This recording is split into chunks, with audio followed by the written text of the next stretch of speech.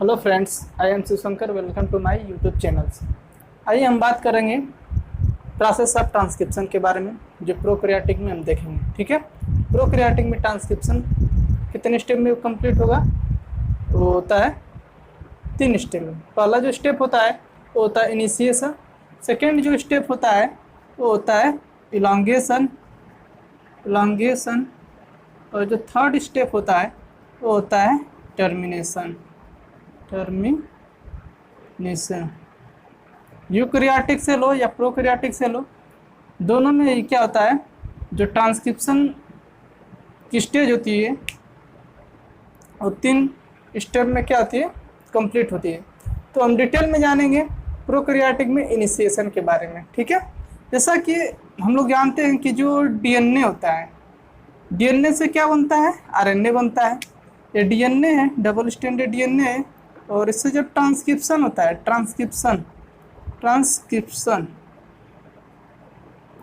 DNA से सबसे पहले हम बताएंगे डीएनए में क्या होता है, रेप्लिकेशन होता है। रेप्लिकेशन तो क्या होता है, डीएनए का फॉर्मेशन होता है। और जब डीएनए में क्या होता है, ट्रांसक्रिप्शन होता है, ट्रांसक्रिप्शन तो आरएनए का फॉर्मेशन होता है, सिंगल स्ट्रैंडेड होता है। और आरएनए में क्या होता है, ट्रांसलेशन प्रोसेस होती है, ट्रांसलेशन तो प्रोटीन का फॉर्मेशन होता है। ठीक है, प्रोटीन का फॉर्मेशन होता है।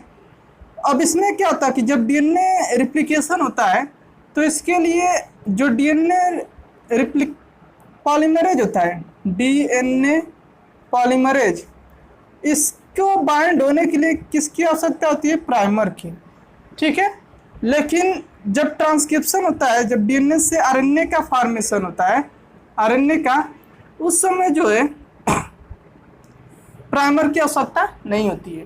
ठीक है गाइस, तो यही बस बताना था आपको कि जो इन डीएनए यानी कि आरएनए का जो फॉर्मेशन होता है उसमें जो एंजाइम्स इन्वॉल्व होती है वो होती है आरएनए पॉलीमरेज। अभी हमने इसके बारे में बताया है। आरएनए पॉलीमरेज का जो कॉन्स्टिट्यूशन है वो किससे किससे है, यानी आरएनए पॉलीमरेज जो होता है वो 5 सब यूनिट से मिलकर बना होता है, alpha, beta dash, omega and sigma. ठीक है, तो ये जो होते हैं इसके कॉन्स्टिट्यूशन होते हैं।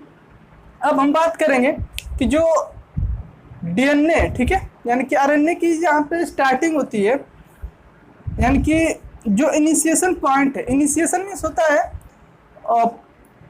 और DNA sequence on which the initiation, यानी कि इनिशिएशन स्टार्ट, उसी को हम स्टार्ट पॉइंट भी बोलते हैं। तो यहाँ पे आप डीएनए का स्ट्रक्चर देख रहे होंगे, जो एक होता है कोडिंग स्ट्रैंड और दूसरा जो होता है टेम्पलेट स्ट्रैंड।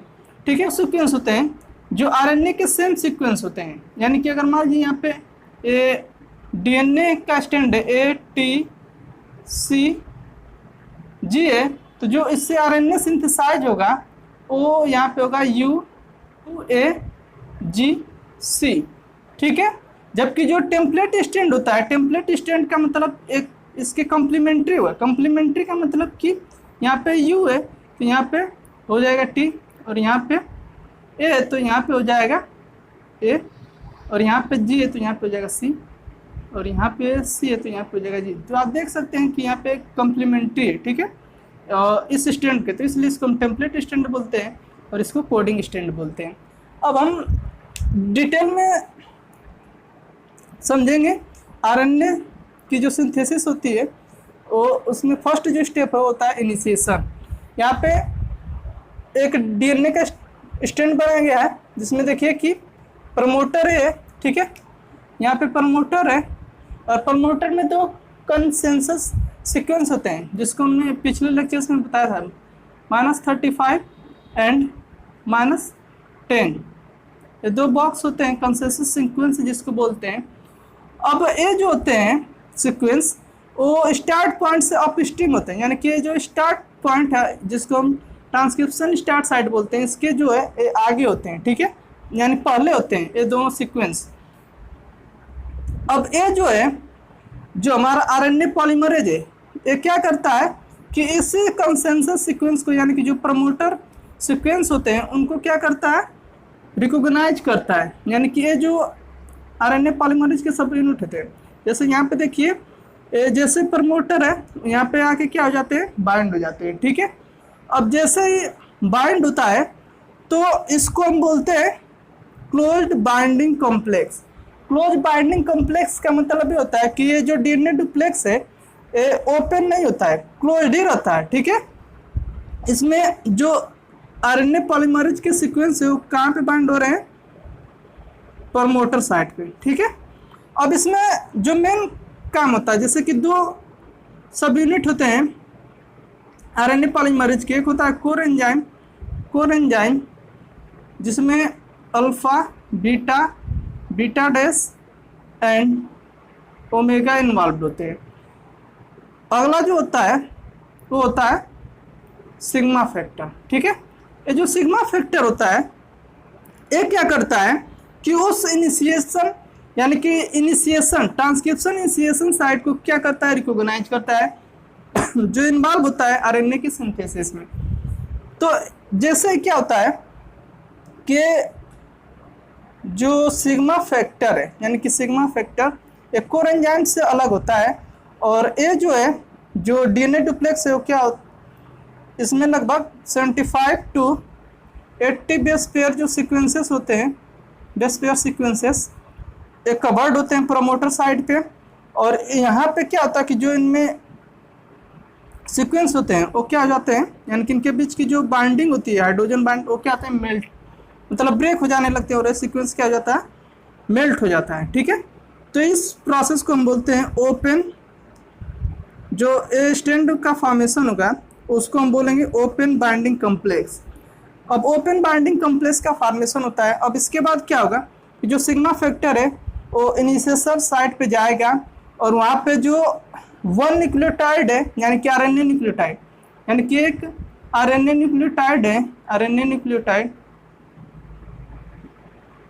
दूसरे न्यूक्लियोटाइड के बीच में क्या होगा, यानी एक न्यूक्लियोटाइड है और ये दूसरा न्यूक्लियोटाइड है, जैसे मान लेते हैं ए और ये आपका जी। तो इनके बीच में सपोज दैट कि अगर यहाँ पे हम बात करेंगे सी और जी, हम बात कर लेते हैं, तो इनके बीच में दो कम सीक्वेंस है और इनके बीच में जब फास्फोडाइएस्टर बॉन्ड का फॉर्मेशन होने लगता है, सपोज दैट करिए कि एक न्यूक्लियोटाइड है और दूसरा न्यूक्लियोटाइड है इसके बीच में क्या होगा कि जब फास्फोडाइएस्टर बॉन्ड का फॉर्मेशन होने लगता है और एक स्मॉल, यानी कि 8 to 9 बेस पेयर जो है न्यूक्लियोटाइड की सिंथेसिस होने लगती है, तो इसको हम बोलते हैं टर्शियरी कॉम्प्लेक्स। ठीक है, यानी टर्शियरी कॉम्प्लेक्स में क्या है कि जब डीएनए, यानी कि डीएनए से आरएनए की सिंथेसिस होती है जिसमें sigma factor transcription initiation start हो जाता है और उसमें एक न्यूक्लियोटाइड से दूसरे न्यूक्लियोटाइड के बीच में फास्फोडाइएस्टर बॉन्ड का फॉर्मेशन होने लगता है, उसी ऐसे कॉम्प्लेक्स का जो फॉर्मेशन होता है उसी को हम बोलते हैं टर्शियरी कॉम्प्लेक्स। जैसे 8 to 9 बेस क्या होता है, सिंथेसाइज होता है न्यूक्लियोटाइड का, उसमें सिग्मा फैक्टर यहाँ पे देख सकते हैं। अगला जो स्ट्रक्चर होता है जिसको हम बोलते हैं प्रोमोटर क्लियरेंस, यानी कि इसमें जो 8 से 9 सीक्वेंस का जैसे सिंथेसाइज होगा, ये सिग्मा फैक्टर जो है आगे मतलब यहाँ से डिसोसिएट हो जाएगा। सिग्मा फैक्टर का ओनली फंक्शन क्या होता है, इनिशिएशन स्टार्ट करना, इनिशिएशन स्टार्ट करना। जबकि जो कोर एंजाइम होते हैं, जो कोर एंजाइम होते हैं, कोर एंजाइम का फंक्शन ये होता है कि आरएनए की सिंथेसिस करना, कोर एंजाइम। ठीक है, कोर एंजाइम का फंक्शन ये होता है कि आरएनए जो सीक्वेंस हैं उनकी सिंथेसिस करते हैं। ठीक है, तो ये था इनिशिएशन के बारे में।